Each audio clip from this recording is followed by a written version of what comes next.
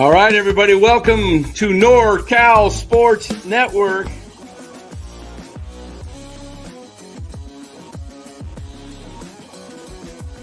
And this is the same hat that Brock Purdy's dad wears.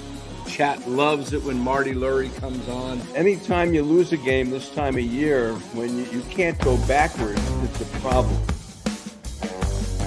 All right, everybody, welcome on in. NorCal Sports Network. We've got a tough loss tonight. Tough loss. But Warriors lose tonight 102-99. Had the last shot of the game and didn't go down.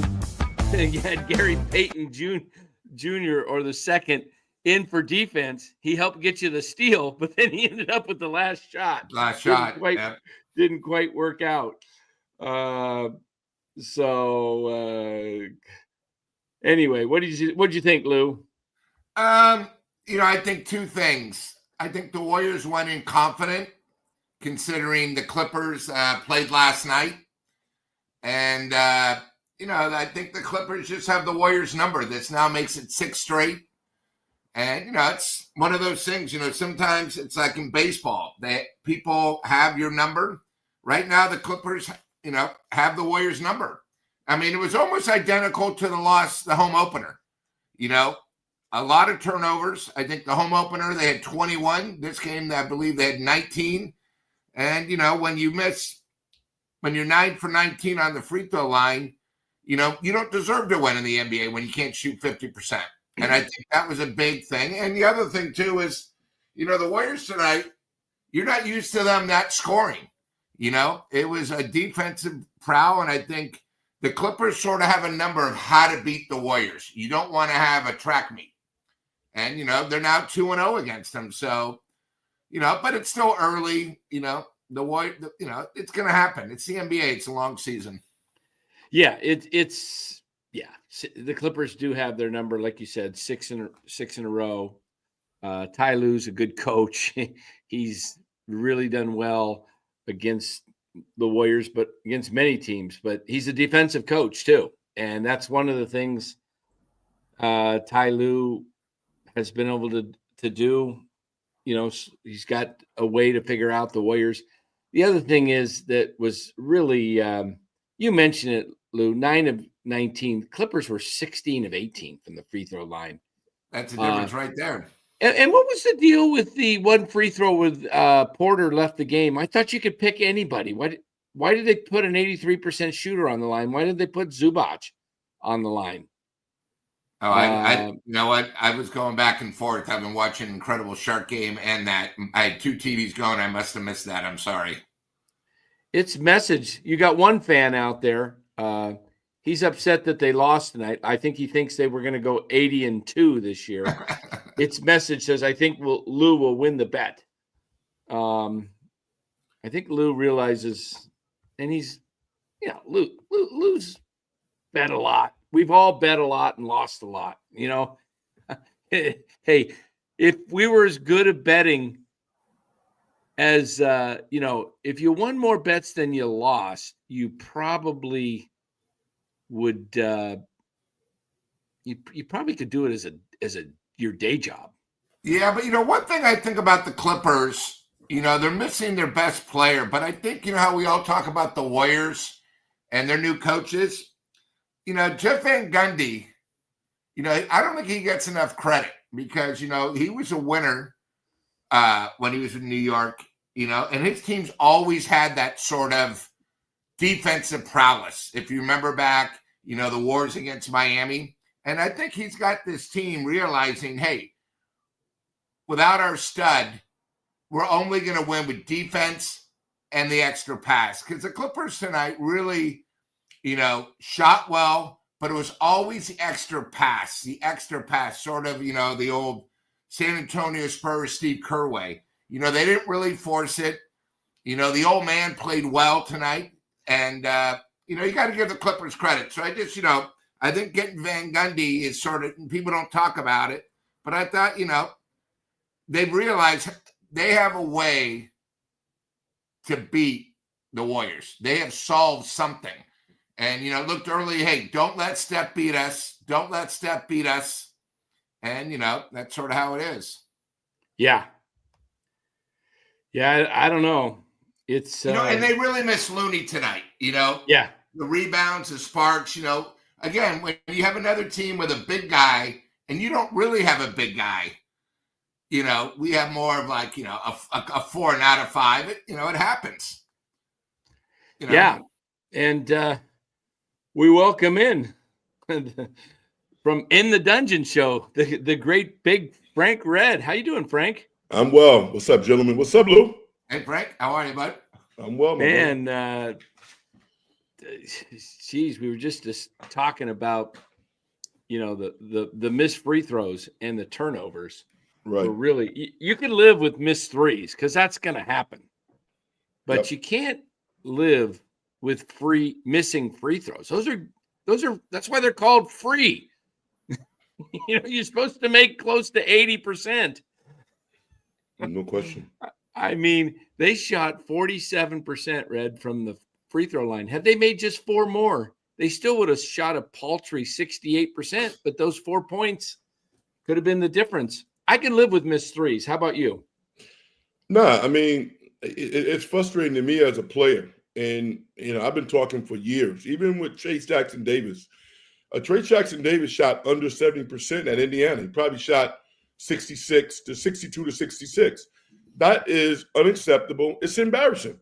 I mean, when you have the whole summer to shoot literally 1,000 free throws a day, and you actually have the talent to to make an all-star team in this league, to set your family up for generations, and you can't make a free throw, it's just, and again, I'm a big Jonathan Kuminga guy, but tonight he was aloof, and it's not like he doesn't play hard.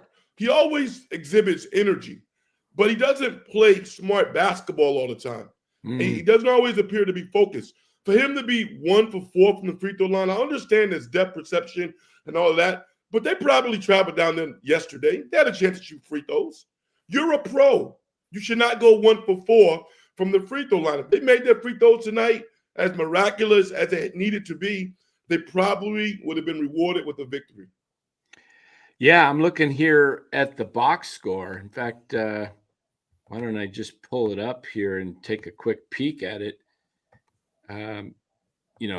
You have free throws. Wiggins was 6 of 8. That's respectable. Right. 1 for 4 for Kuminga, 1 for 3 for Podziemski. That's ridiculous. You're a guard. Guards got to make free throws. 1 for 3, and then Kuminga was, I mentioned Kuminga 1 for 4. As you mentioned, Trayce Jackson-Davis 0 for 2. And then Curry didn't even get to the line tonight. Just too many missed free throws, and then I didn't even look at the rebounds. 45 for the Warriors and 44. So yeah, but this kid Powell, he is a good player. He is a good player, but he is a good player. But everybody knows he's a good player. Right. Here's the thing: the Warriors' rotations earlier this year have been really good. I didn't think that they adjusted really, really well. Kerr has been successful playing some zone in the past. They didn't play any zone tonight. They didn't. And Powell, listen, this dude is from LA. He's had to grind his way to the top of the high echelon of 2 guards in the league. He's a made man. He's beat the Warriors in the past. You giving him a 23-foot shot that's wide open, that's not highly contested, he's going to make that shot. So I give him the credit. But from the Warriors' perspective, they played really hard. I give the Warriors credit for that. But defensively, their schemes and their adjustments just wasn't there tonight. And as a result, they lost to a tough team, Yeah, it was a tough loss, and despite all as really as badly as they played well in spurts, the Warriors, and they got back into the game twice. They were down by 15. They tied it at 72, and it looked like, they were going to, hey, I just thought of this. They lost by 3, and the foul on Buddy Hield at the end of the Oh my God. third quarter was the difference. Those 3 free throws, that's the difference in the game. I was thinking to myself that, kind of laughing, every now and then, Bad Buddy is allowed to come out of the room. Bad Buddy. I mean, the Buddy that we've known for the past decade, and Right. and I don't want to see that guy. I want to see this new iteration of Buddy. But Right. no professional player. No, I don't care who you are. If I'm a professional player, I should be ridiculed horribly. Nobody should commit that foul in that situation. I mean, you know how low IQ to play that is? There's no more time left in the half. He clearly fouled him. Right. I mean, you're just not thinking. If you're going to close out with a high hand going across his body and he makes the shot, give him credit and go to the locker room. Yeah, he was off balance, everything. He was give me a Take break. it away. that was. You got to remember, they were down 11. They got it tied up, and then that's what happened to start the fourth quarter. It sort of ruined the run right there. Well, yeah, that was the last play of the third quarter. They were. It would have been a tie game, 72 all, and then he hits the 3 free throws to make it 75-72, and then the Clippers kind of pull away, and the Warriors make this late comeback. It's interesting because they put GP2 in for defense, which worked flawlessly. He gets the steal, but then he ends up with the last shot. You know what? I mean, at that point, the fact that they were able to navigate the ball around and get a shot speaks volumes to how calm and how reserved they are as a team. This was a tough loss, but it wasn't unexpected. The Clippers are a tough team, and they're also highly intelligent. And on their bench, they got 3 of the, the brainiest basketball guys in the league. Brian Shaw, 3-time champion, former head coach, Jeff Van Gundy, and Ty Lue. Yeah, I was telling Dan that. We all talk about the Warriors assistant coaches. Yeah. The Clippers need the credit because this team reminded me, they realize how important defense is. Absolutely. And, they sort of remind me of the old Knicks when they had those battles against Miami. Mm-hmm. And you could just see it. They realize without their best player, they can't win just offensively. They got to be gut. And I thought the other thing, too, is the Clippers tonight, and I haven't seen them much except when they play the Warriors. I don't really watch them much. But they all made the extra pass to get the good shot. You can see the Clippers are different. You got to give them credit because they were hitting threes. I mean, at one time, I think he was 7 for 8, and you wind up 8 for 10, Powell. But that's where you guys got to realize everybody knows where Curry is on the floor, but Powell is such a good three-pointer. The Warriors need to know where he is on the floor. And they didn't blitz him one time. Nothing. They were all wide open. Yeah. They didn't blitz him one time. That's where, it was a difference. But, it's only one game. It was frustrating. But, the whole time, I didn't think the Warriors were going to win this game, even when they got it to even. They just weren't. The flow was not there. And I think, one of the things is when you look at, Green and Curry played 32 minutes. The other ones were sort of sporadic. Guys played 10, 15, 16. We didn't really have a good flow. Wiggins, I think he played being hurt. He hit that 3-pointer where I thought maybe it could have been a 4-point play because he kept saying hitting his arm. But, it happens. It's the NBA. I mean, I'll tell you, the guy that sure looked like he lacked minutes tonight for me was Moody. I thought Moody is a shooter. He only played 16 minutes. He plays hard. I saw a couple of defensive breakdowns tonight where guys just ball would bounce off the rim and the Warriors were just standing around and no one went after the ball. Moody doesn't do that. Moody's out there. He's going crazy for the ball because Moody wants minutes. I don't think Lindy Waters here, he played okay tonight. Bill's saying, why is he playing 29? How about, giving 6 more minutes to Moody and taking 6, evening that up? Because I didn't see, Waters was okay tonight. He wasn't horrible. He was 2 of 6, 2 for 4 from 3. He scored 6 points. He wasn't a drag, I don't think, out there, but that's a Kerr thing. What's that? That's a Kerr thing. Yeah, I don't understand why. I mean, here's the deal. Moody has forced his way on the court. Yeah. It isn't like Kerr is saying, Moses, you really deserve these minutes. When they go to their coaches' meetings and they look at his stats, they say, holy shit, the guy's shooting a high percentage from the field. He's averaging double digits, and he's barely playing.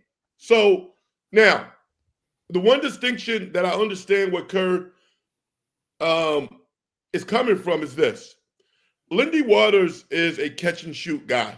He's really good at that. Mm-hmm. And when they run their offense and they get the ball to Waters, the ball is up and down really quickly. Now, Moses Moody is getting really good at that as well. Yeah, he is. But he's not quite as good as Lindy Waters as that. So what that does is it keeps the court spread. It keeps the court spread. And that's kind of what Kerr's thinking. But I'm saying sometimes you have to coach against your instincts and actually put the guy on the court because he's playing well.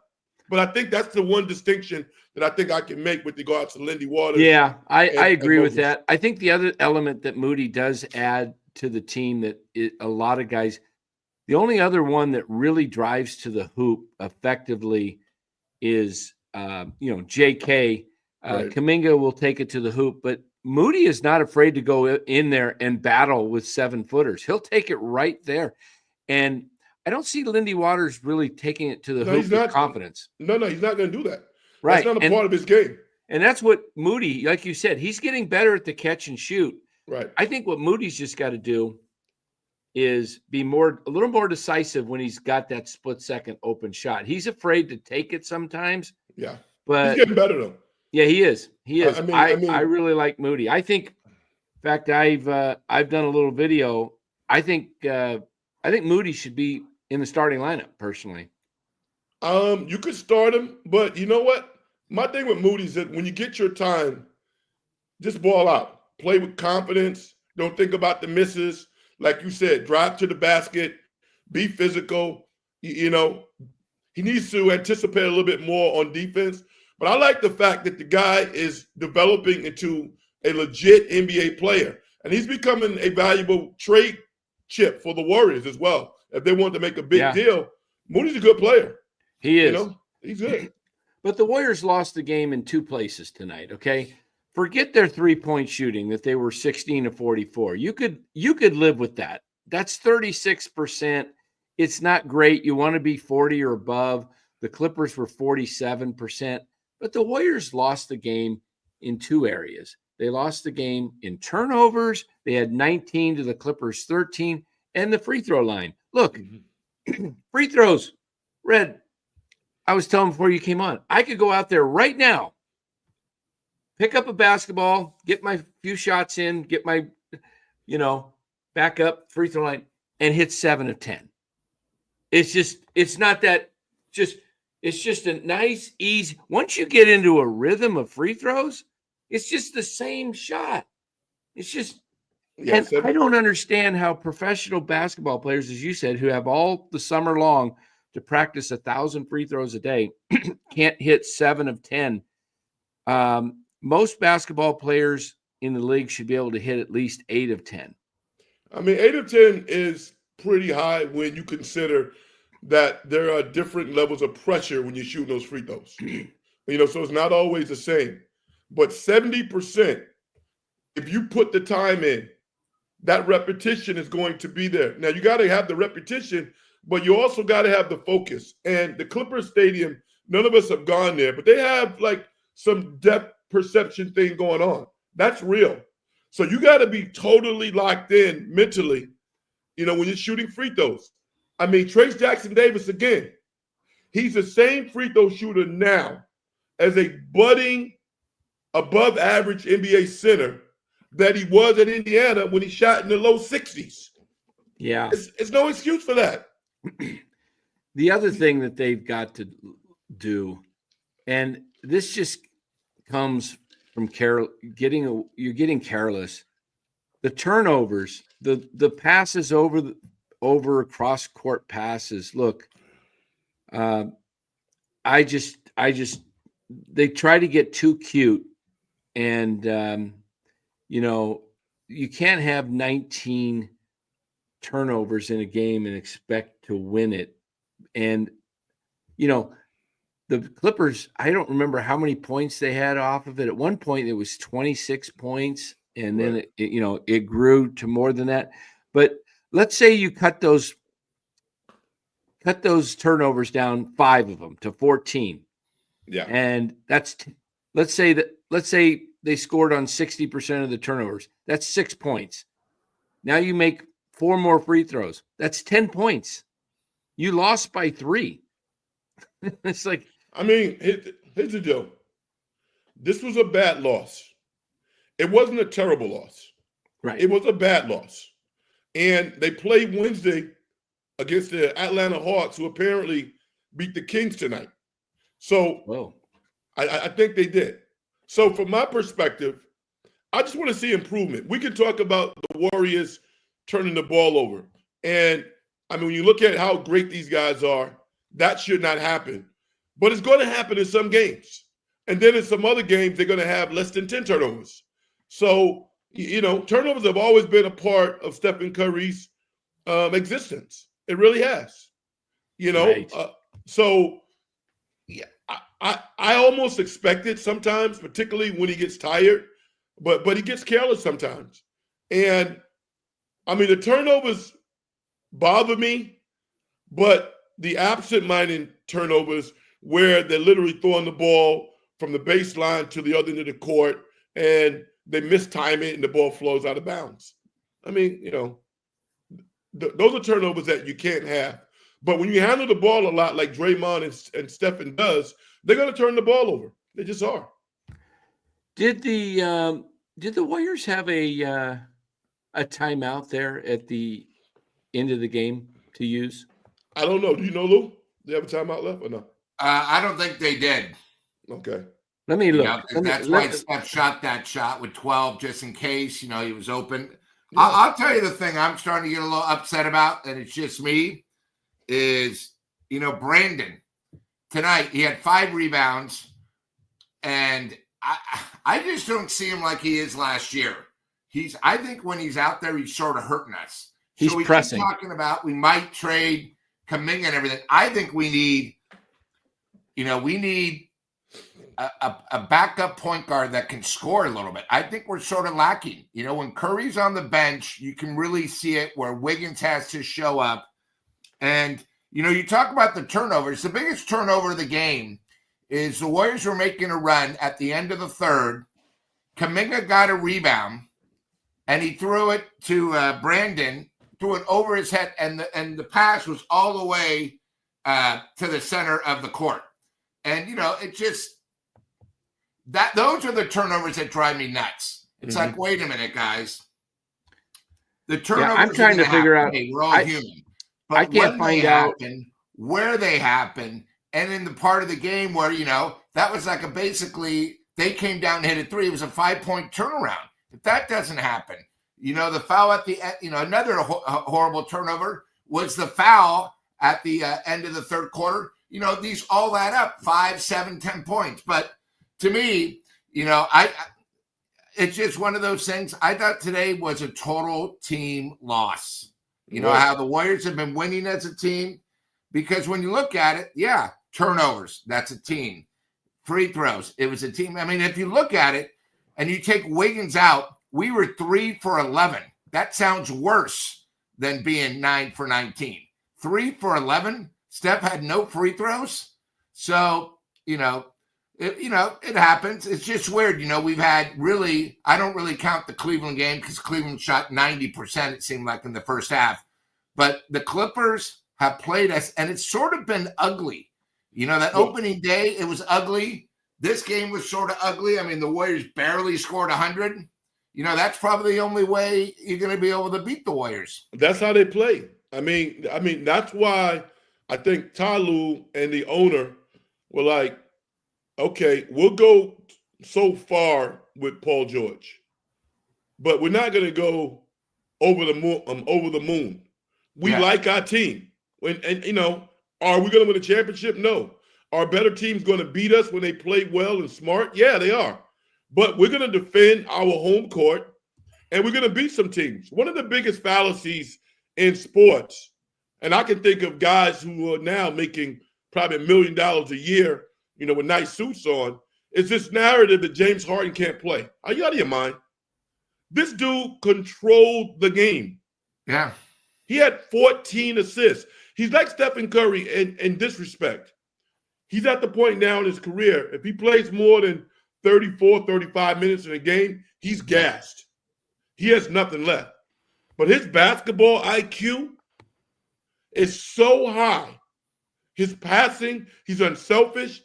Dude controlled the whole game. He's still a very, very good player. He only scored 12 and they still won. Right. Hey, Bill, $5 says, I watched on the first quarter and half. Wiggins looked slow and not in it. How was his night? Oh, okay. He didn't see the second.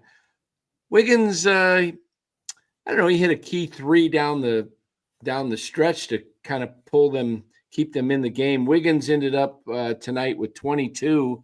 Yeah, he was 6 of 8 from the free throw line, 2 of 4.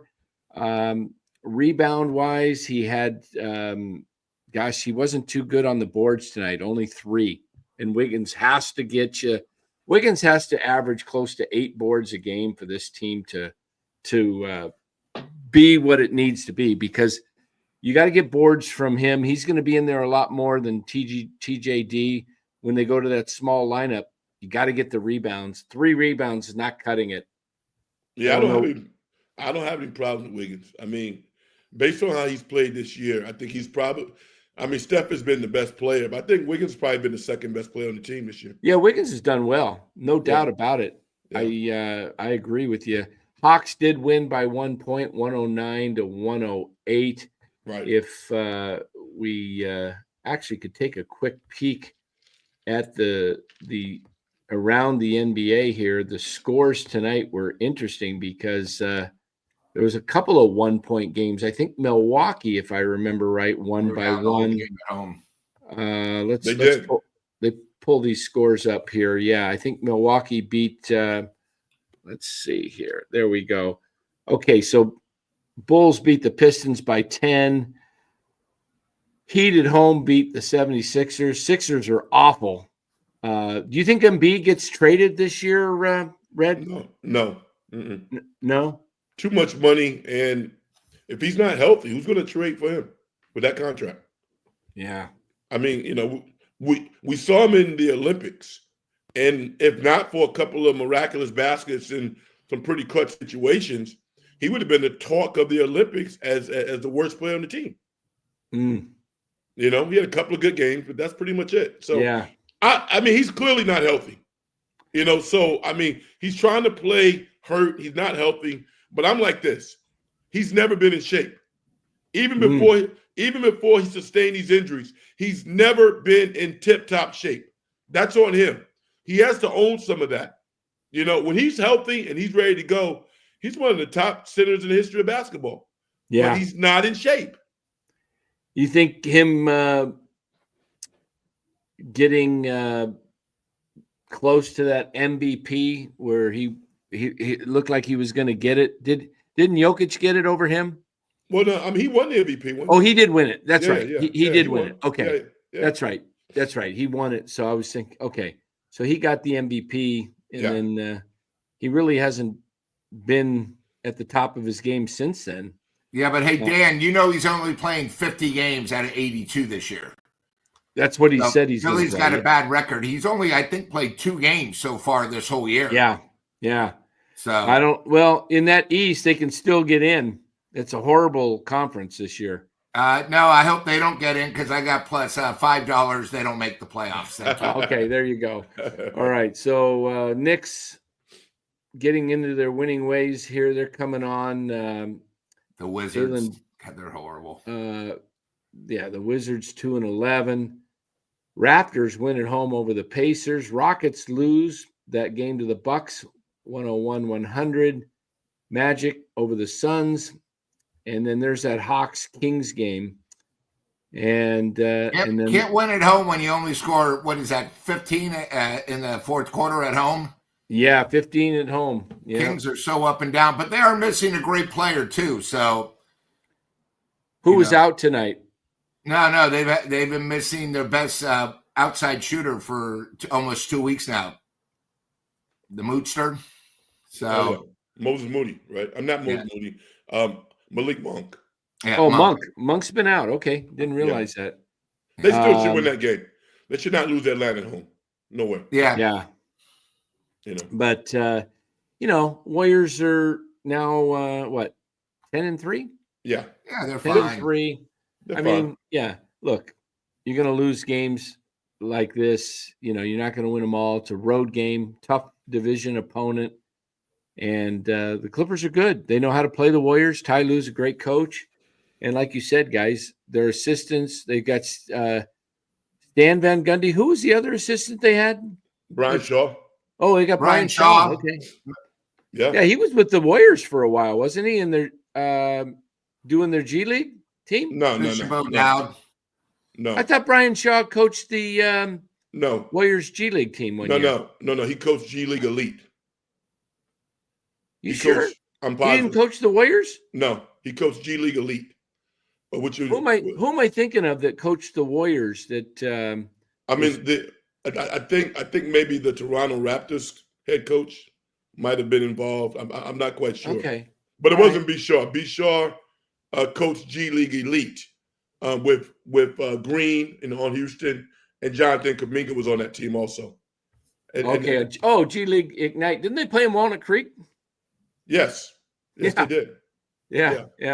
You went to okay. Well, I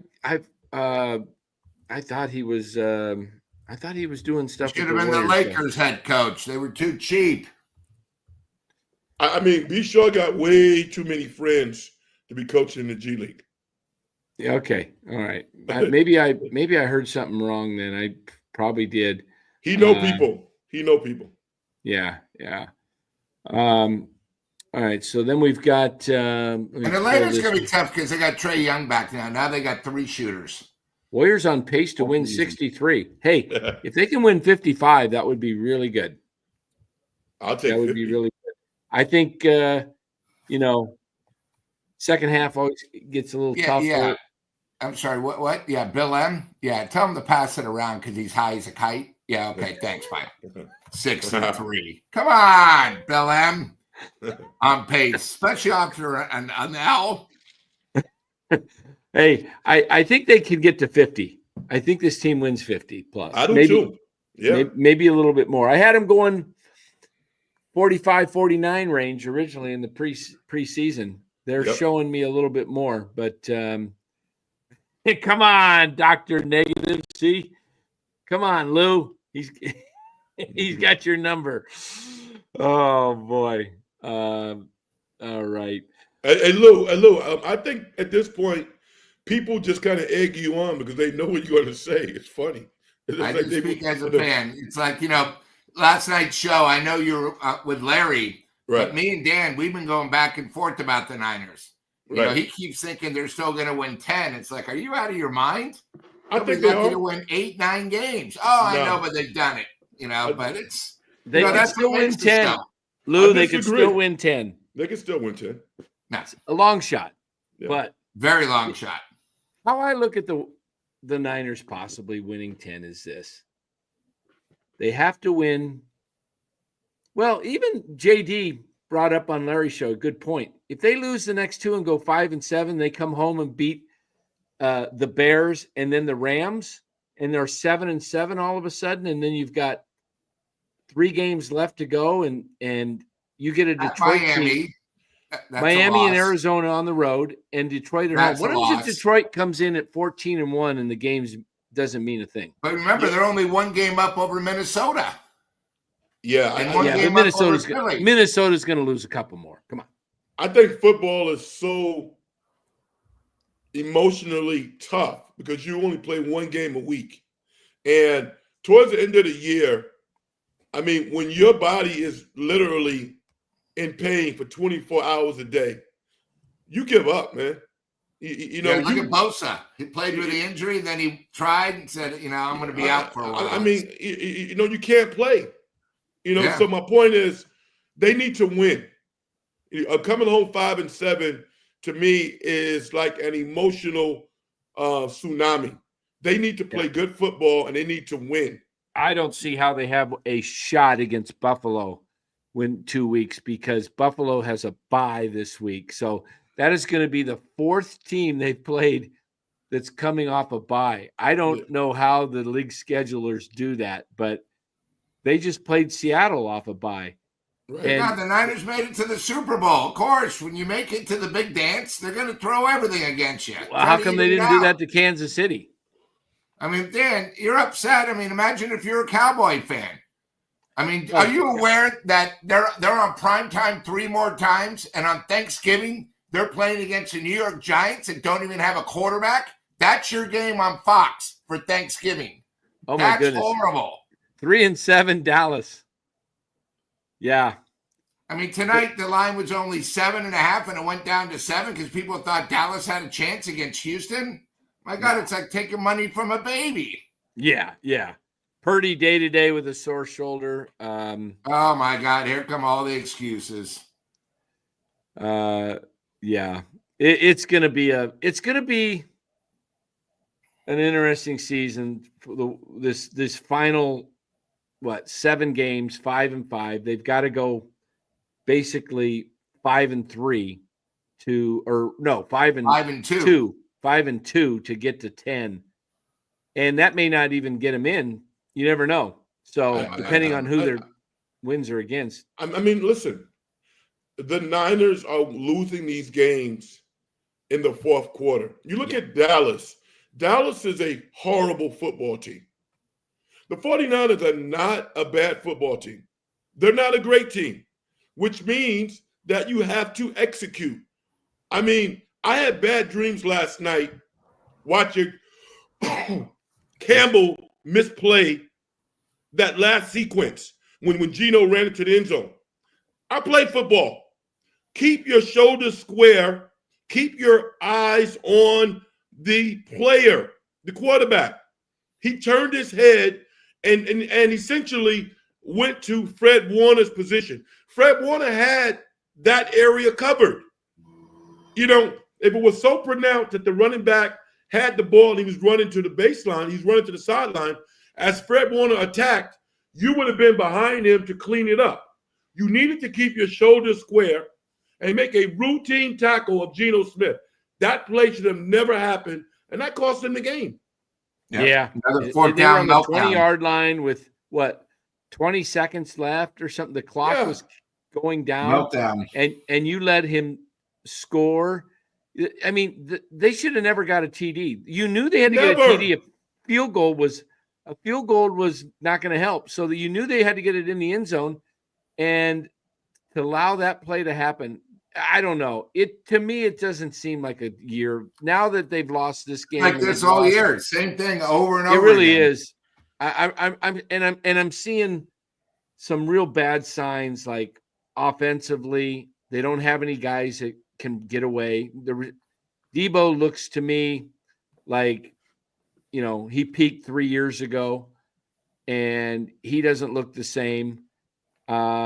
Jennings is great. He's your best receiver. He gets open, but you need someone with speed on the opposite of Jennings. That's, your breakaway guy. And they don't have it. They don't. And I don't think that. I think it's going to cost them. Well, what's costing them is bad football. Yeah. Not lack of speed. Again, you look at the Pittsburgh Steelers. They're 8-2. Why? Because they don't make any mistakes. People say that you can't win football Better games. coach, a winner. by kicking field goals. That is a flat out lie. The Steelers have won 2 games this year with their field goal kicker making 6 field goals. You can win games like that. Can you win a Super Bowl? I don't think so.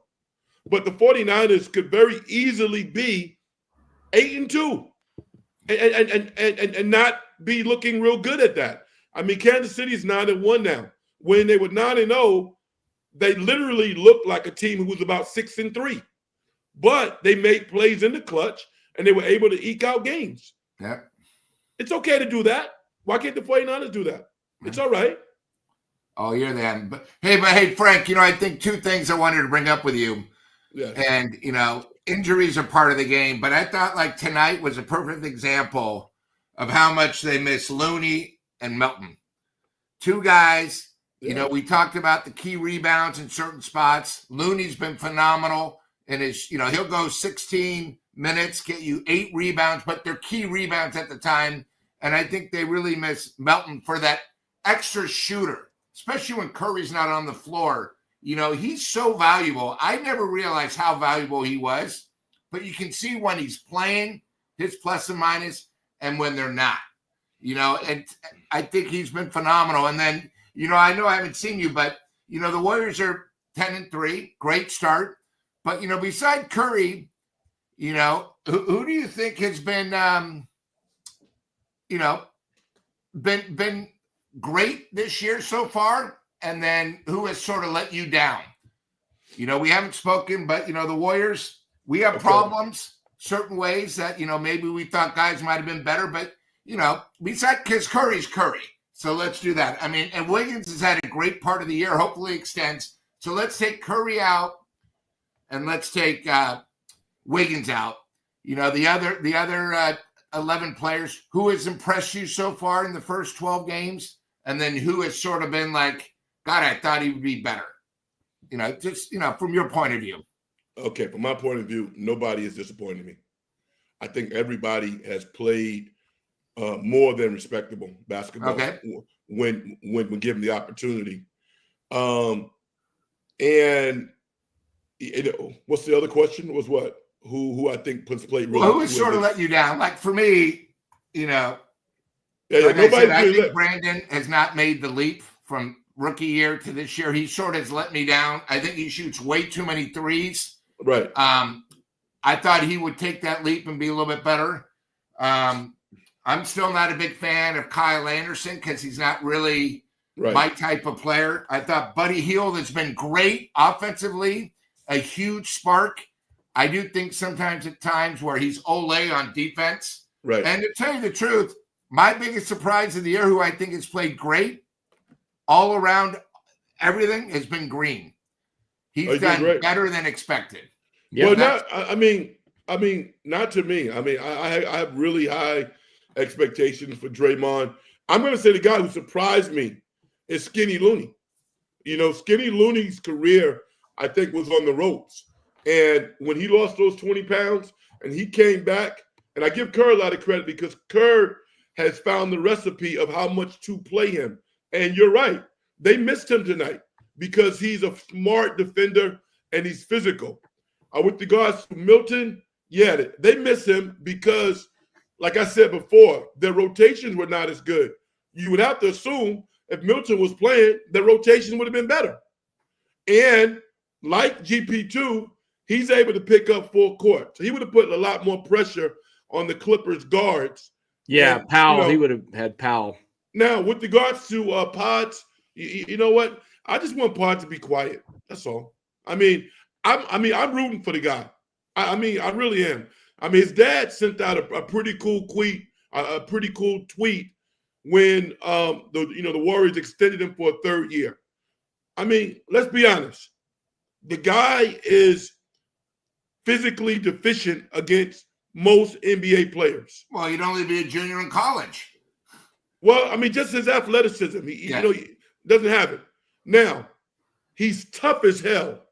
He made about 3 or 4 basketball plays tonight that you will only notice if you know basketball. All right? So I get the intangible piece. I get the hustle. I get the cultural diversity that I'm sure he's manifesting within the organization. I just want him to relax and realize where he is, because he could be on the end of somebody's bench, never getting in the game. But because the owner likes him, because the coach likes him, because he's playing with phenomenal players, he has the opportunity to look a lot better. Take solace in that, keep your mouth shut, and go out there and do your job. And people like me are going to root for you because you are the underdog. But he's struggling a little bit. But again, I noticed the intangibles. And I thought he played a pretty good game tonight. In spite of not shooting the ball well, he made some tough plays. He tried to get some charges that he didn't get. He was digging and grabbing for loose balls. Yeah, he got 5 rebounds. Yeah, you know. Yeah, he rebounds. He rebounds. He does rebound. Yeah. Hey, I just thought I'd ask you, Frank. You know, we haven't had a chance to butt heads a little bit. I love it. I love it. Change a little pace right here with the game winner tonight. Sharks win it in overtime, 5-4. Macklin Celebrini gets the game winner as they beat the Detroit Red Wings at the Shark Tank. That'll keep our GM good. Yeah, exciting game, 5-4 in OT. There you go. MF giving us the let's give a little let's give a little Shark love here with Sharks on the power play. Where's my Shark love here? Here it is. Little Shark love. There we go. Little sharks swimming in the water there. There we Blue go. Couture. That's a lot of All love right. there. Back to Warriors. But yeah, it was hey, that's pretty blue. That's a lot of blue there. Let's go here. Let's get a little yellow, a little gold in there. There we go. There you go. It could be your hat and your new pennant. Yeah, behind my shirt and Frank's background and then my background. It's a lot of blue in here. Mm-hmm. You know, we can always go. This is always a nice color, just to have a little perfect contrast there. You got the production down, Dan. Yeah, I got all these gadgets in front of me. You know, I can. It's you know, don't put me in charge of it too much. I'm dangerous behind this thing. Love it. Love it. So, well, Wednesday night, Warriors back home to face the Atlanta Hawks. We'll come back here after the game. Our post games, guys, 45 minutes to an hour. You know, we don't need to go two hours on these things. They're just, you know, we break it down. We break the game down. And, you know, I like to bring in guys like Frank that know the game. And, you know, we got producer Ryan. He knows the game. Lou knows the game. I like to think I know the game, you know, played it. Not at the level Frank did. I didn't play in college, only through high school. But you know, I've been around my older brother who's, you know, played college ball, and you know, my brother played against Reggie Theus, not Reggie. Which was the one at UNLV? Reggie Theus. Yeah, it was Theus. Yeah. Reggie Theus, and they play and they that team that was number 1 going into the tourney that was undefeated. Yeah, they played them that year. They lost 164. What'd your brother play in college? He played in Hawaii. Okay. Yeah, he played at University of Hawaii, but at Hilo, the smaller school. But Yeah, they were NAIA. They played against they were Jack good. Sikma. Played against Jack Sikma in the NAIA tournament. Yeah. Sikma went on to be, you know, heck of a player for the Seattle Supersonics. Him and Terry Cummings. Yeah, win a championship. And then my brother coached for over 30 years in the game. And yeah, so I've been around it. But you know, basketball is such a game. I mean, all the sports are all about execution. I mean, you got to execute. But Yes. Yes, you do. You know, especially if you don't have the horses, if you don't have the talent, the Warriors can get away with turnovers a little bit more than they could last year because they've got the quickness and they can turn a game around very quickly. As you saw, that game looked like it was over at the end with 3 minutes to go. They're down like 10, and all of a sudden they get to within 3 and they have a shot at tying the game. Yep. You get a stop, you score. You get 2 stops, now you have a run. That's why, And, I'm not like spitting fire. You know what I'm saying? Because their defense did not fail them, and that's how you win. I mean, the Clippers scored 102 points. They scored 99, shooting 40% from the free throw line with 21 turnovers. They can play better than that, and they will. What they can't do is to allow tonight's loss to turn into Wednesday's game. They need to crush Atlanta. Yes, and I think they come back and really take care of business. Hopefully, Looney is back. Who knows? He's probably got a little cold or head cold or flu or something, whatever's going around. Yeah, that's just made him feel like crap probably, and just wasn't able to. That's one thing.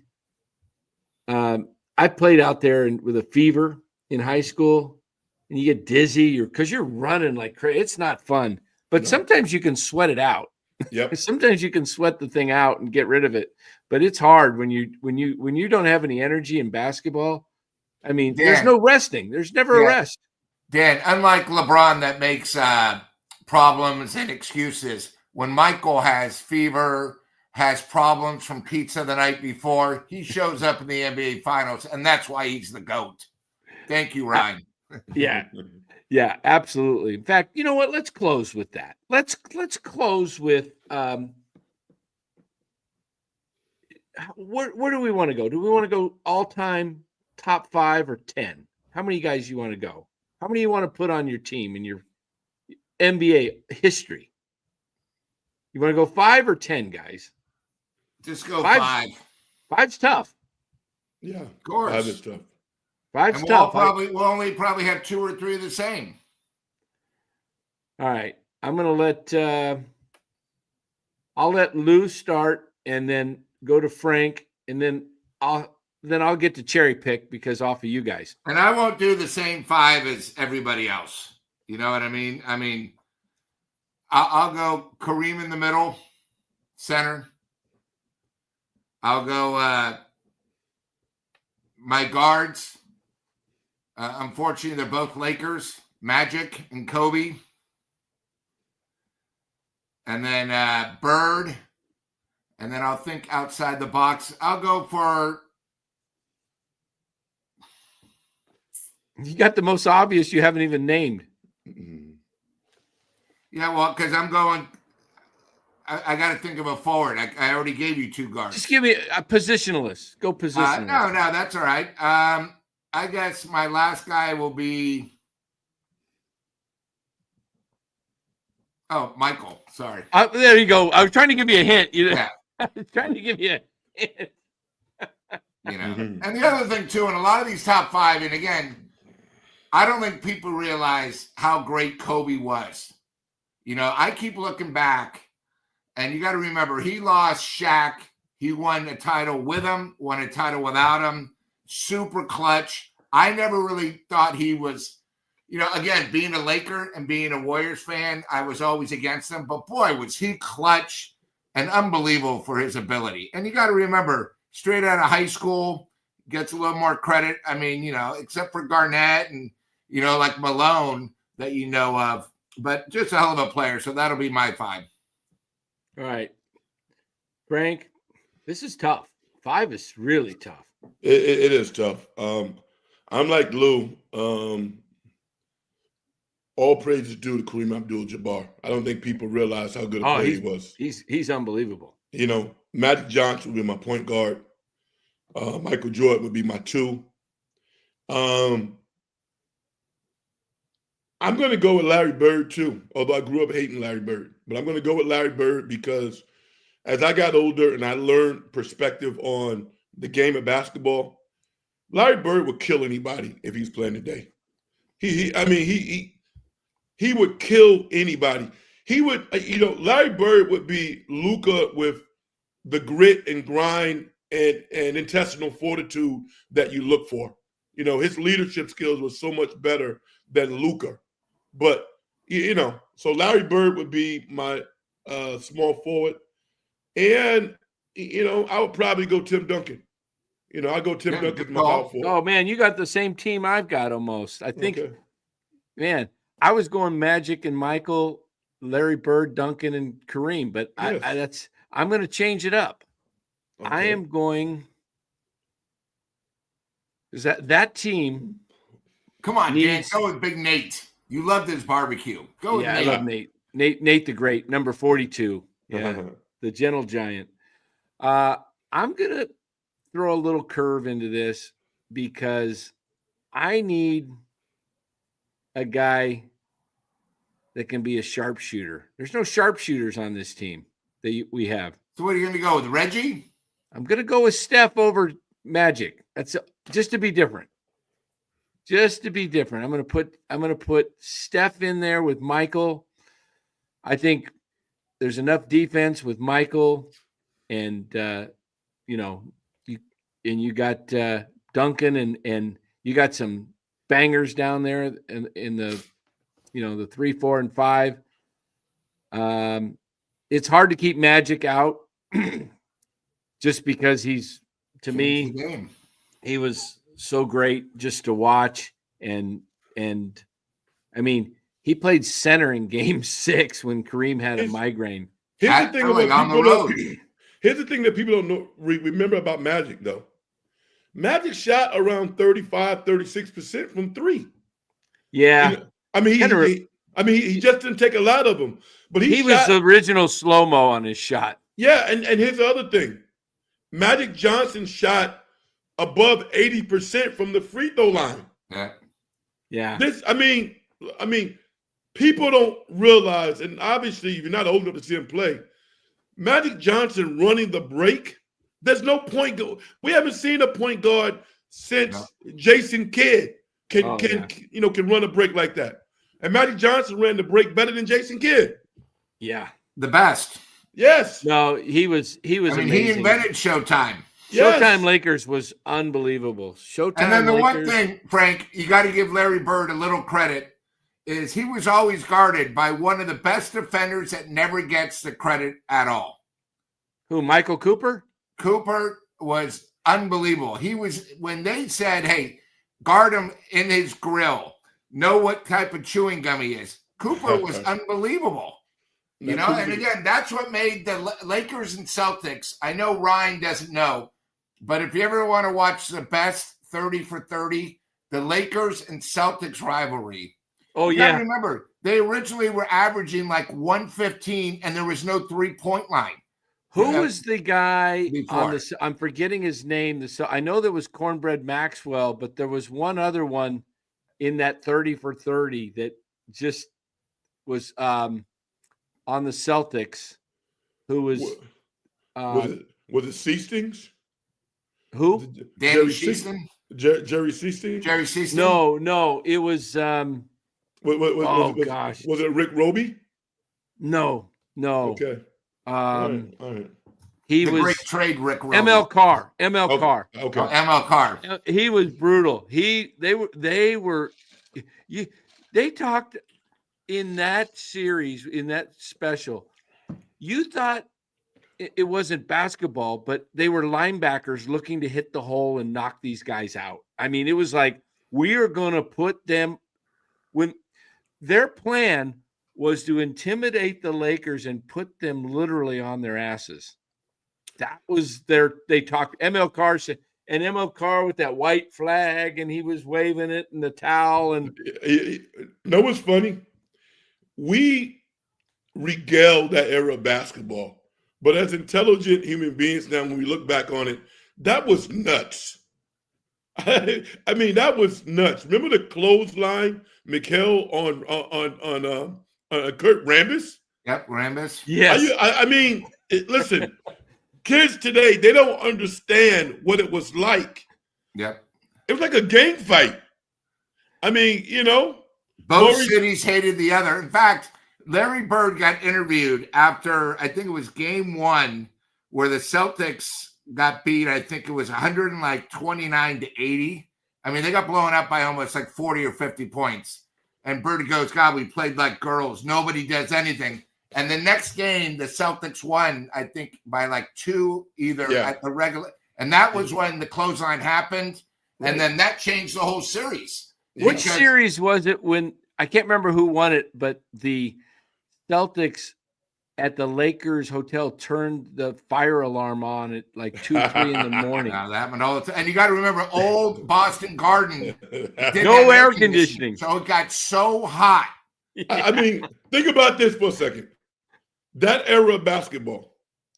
Can you imagine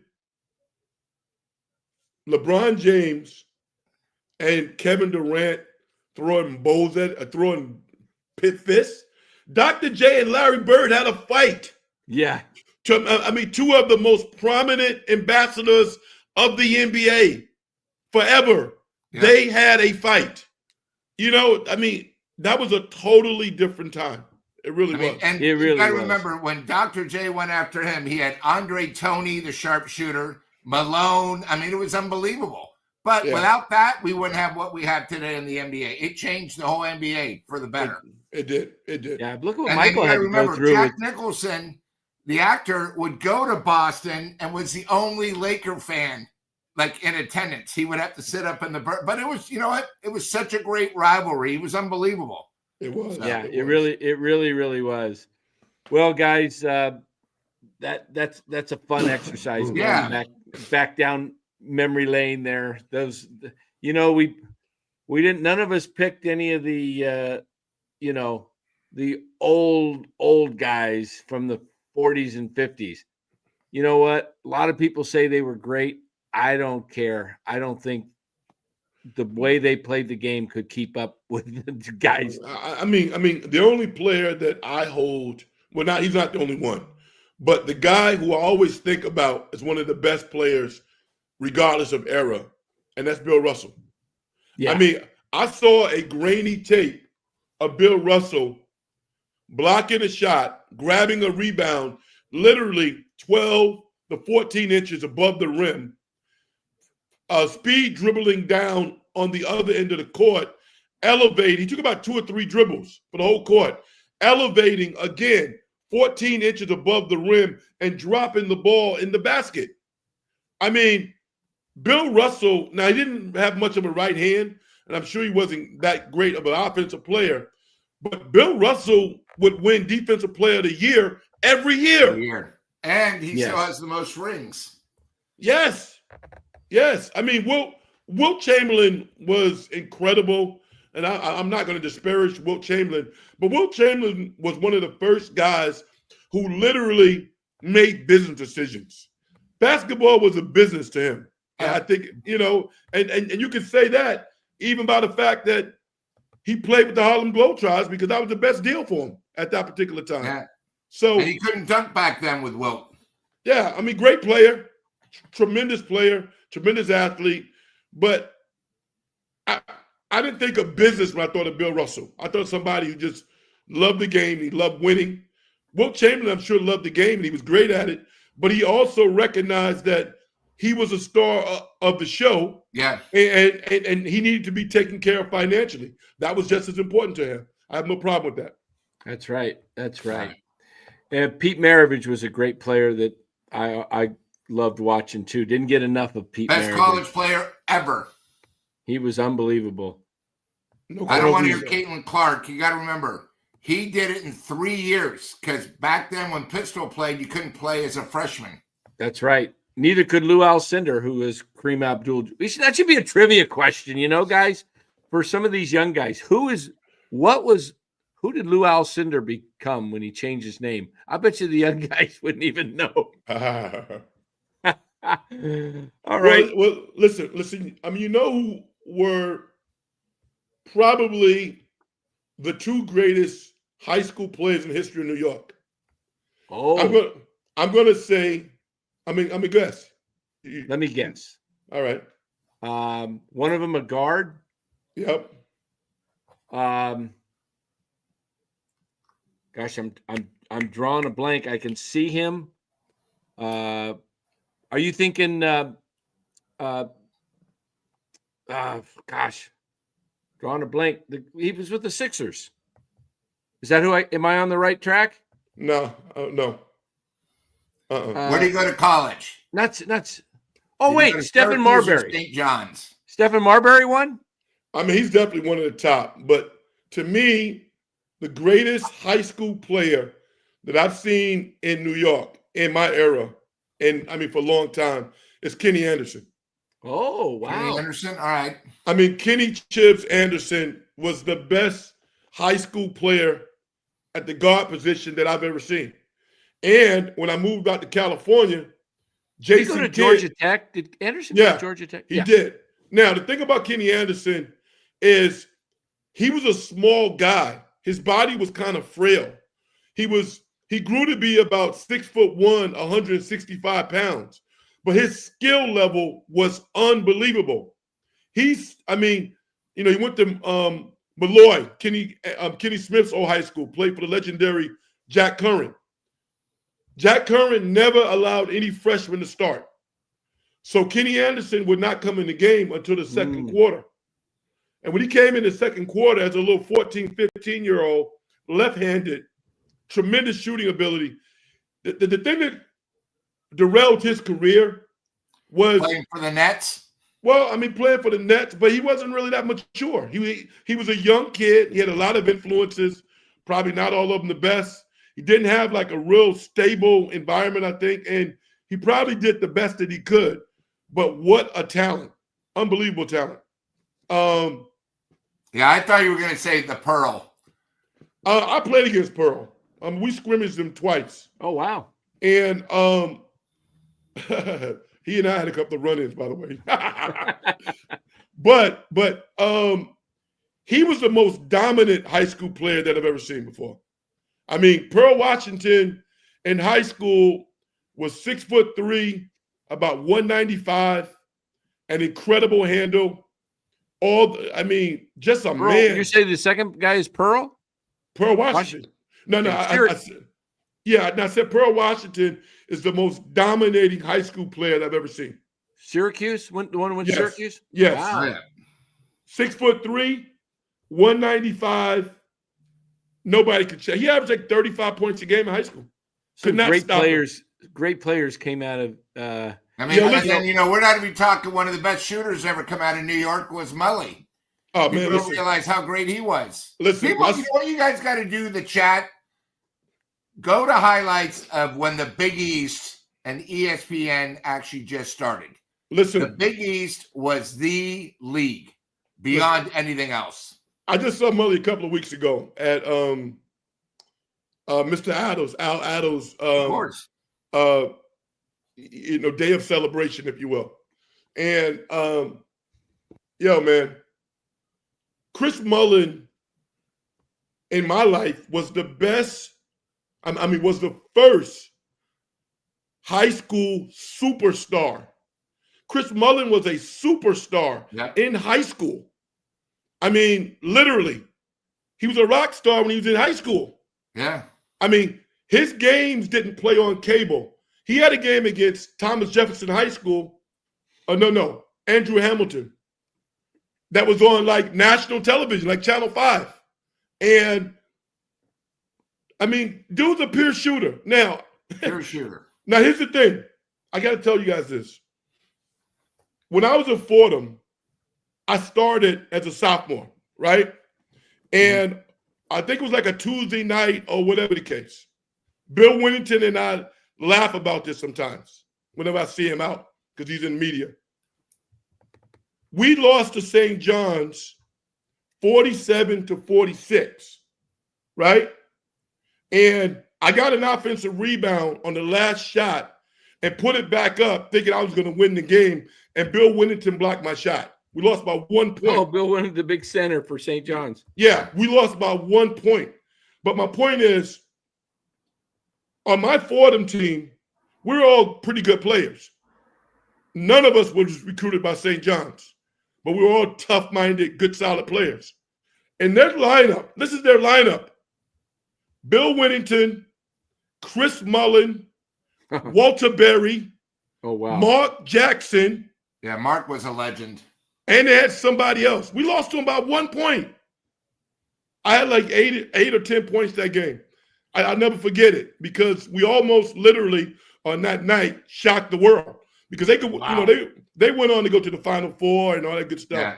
But I love Mully. Chris Mullin is the guy that you see on television. He is a real person, a real guy, and just awesome in high school. What a great player and a good guy. Another guy, I lived in Connecticut in 97 through 04, back when UConn, they won their first title in 99 and then another one in 04. And I had just moved out to Arizona. But a shooter that came out of New York City, he was a pretty good shooter in the pros with the Bulls. If you guys remember Ben Gordon? Of course. He was dynamite in New York City, but the players that come out of New York City, oh my goodness. He was from Mount Vernon. Here's the thing. 83 was an incredible year. I mean, like you grew up in New York, right? And you don't really have perspective of the entire country because, you just don't. But my high school team, I think we were the best high school team in New York that year. And we had won 19 games straight. We wound up losing to Mark Jackson's team, Bishop Loughlin, in the regional finals. What year were you at Fordham? 83. Jackson, Kenny Smith, Rod Strickland. I mean, listen, my high school team, I had 3 Division I players in my high school team. I went to Fordham, Bernard Woodside went to LSU, and Billy Donovan went to Providence. Billy Donovan, that's all you need to say. We had 3 Division I, and it's not like these location all-star teams where this is a little Catholic school. Yeah, there was nothing like that back then. No. And Mark Jackson's team had 4 Division I players. High school coaches back then were phenomenal, just like on the West Coast. Laporte and all of these guys, and you could name all of them. High school coaches really were the toast of the town back then, not like it is now. Wow. And you were from New York originally, because growing up, we all know about Caitlin Clark now. Yeah. But people don't realize how great Nancy Lieberman was. And Myers. Nancy Lieberman was the toughest son of a bitch you've ever seen on the court.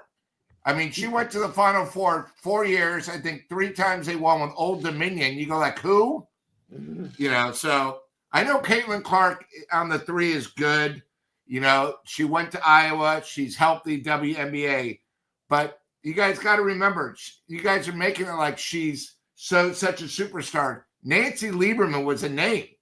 Ann Myers, they said, wanted to try out to be with a men's team. That's how good she was back then. But I'm going to tell you. Yeah. The best women's player that I've ever seen in my life. Miller. Maya Moore. Okay. Oh, Connecticut. Yeah. I was thinking Cheryl Miller. Man, listen. Look at Maya Moore's stats. Maya Moore is like Jim Brown. She left the WNBA at the top of her game. She won 4 WNBA championships. That's right. 4. Maya Moore, if you watch her run, she's the most graceful women's basketball player I've ever seen. The way that she runs. She was the first person who actually had a jump shot. Maya Moore is legit.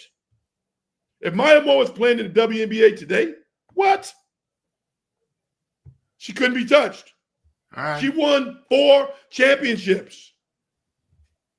Wow. That's right. She did. Connecticut did win 4 in a row. Unbelievable. Yeah.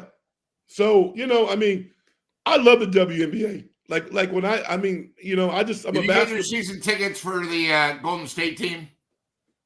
Did I you watch don't- the WNBA draft on Sunday, with Dan? I don't buy season tickets. I go to 1 game a year. It's too expensive for me. But but I watch it. I will support it. I will buy a T-shirt. They can find them if I can find one large enough for me. But I love the fact that our women finally are getting the respect that they deserve, and I can't wait till one of them is making $500,000 in salary. I mean, $1 million in salary to actually, change their lives. I mean, why not? The money's there, and entertainment factor is there. Be interesting to see who the first one is. Yeah, that's for sure. Yeah. So. Well, Frank, I want you to tell everybody about your show. It's called In the Dungeon right there. We pull it up. There he is. In the Dungeon. Tell us about the show, Frank, where people can go over and sub. Well, yeah. The show's called In the Dungeon, and it's spelled in a unique way, but it's there on the screen. So people might be a little confused by it, but it's ENTHA Dungeon Show. And I mean, I do a horrible job promoting it, and that's on me. But the people who tune in and listen to it, I have so much gratitude for them. And I can say that we have really, really strong content. I do movie reviews. I talk about music, talk about hip hop music, and it's kind of a cool show. People who listen to it really like it. And as we move forward, I'm gonna start to do some things to try to elevate the status of it. But I have so much fun, and hopefully, I'm providing a nice diversion for people in their lives. But yeah, find the show, subscribe to it, and follow me on X as well. Yeah, Bill, that's what we're just showing. He's on YouTube. It's called In the Dungeon. You can see it right on his name, In the Dungeon Show. Yep. If you can't remember the spelling, just rewatch this video and you'll read his name there. You can do a YouTube search, check it out. Yeah. So, yeah, if Mark Graves says, yeah, if you want smart channel entertaining, check out Frank's channel. Absolutely. Well, guys, it's been fun. We got the Warriors Hawks. Frank, you're welcome to come on anytime you're available. We do this. We're not like the Giants. Only got to do half the Giants. It's 82 instead of 162. So thank you for the opportunity. I appreciate you. Yeah. And Lou, guys, check out the videos that we're putting out. Forgot to mention our sponsor. This show is sponsored by Chapman Law Group. Check out Chapman Law Group. Let me pull up their phone number in here, and you can check them out. Chapman Law Group in Marin, 415-613-9483. Have any legal needs, questions, just give Chapman Law Group a call. They can help you. And if for some reason it's not something they specialize in, they got people they can refer you to. So Chapman Law Group. Putting out lots of videos, guys. Make sure you watch those videos. They're 10, 12-minute videos. Put one out tonight on the Rookie of the Year for the National League. We've got other ones coming. Juan Soto, just lots of recordings. So check those out. Give them a like. Make sure you like and subscribe to the channel. Really appreciate you guys. Don't forget about our other sponsor. I know Frank's always in the East Bay. He might want to drop by and have a yogurt. Yeah, Yogurtshack. I don't feel like pulling them up on the web, but we've got gift certificates right here. Yogurtshack. Anybody who wants to join, they're in Danville. Join up as a member. We'll give you $10 toward the Yogurtshack. Let me ask you a question. What is that number on the left side of the screen? 623-825. Oh, yeah, 825-3900. That's my business. Yeah. Okay. All right. Yeah. All right. That's my business. It's hanging up there. Secure money. Very good. If you need any financial help planning, give me a call. 623-825-3900 or 888-960-SAFE, as in safe money. You keep your money safe. So Let me find the what am I looking for here? I'm looking for Like the and music. subscribe, everybody, if you like the show. Yeah. Do we have any? We don't have any out music. We could put some. Yeah, we do. We play it every night. That's right. What am I doing? Here we go. Boom. There we go. All right, gentlemen, take care.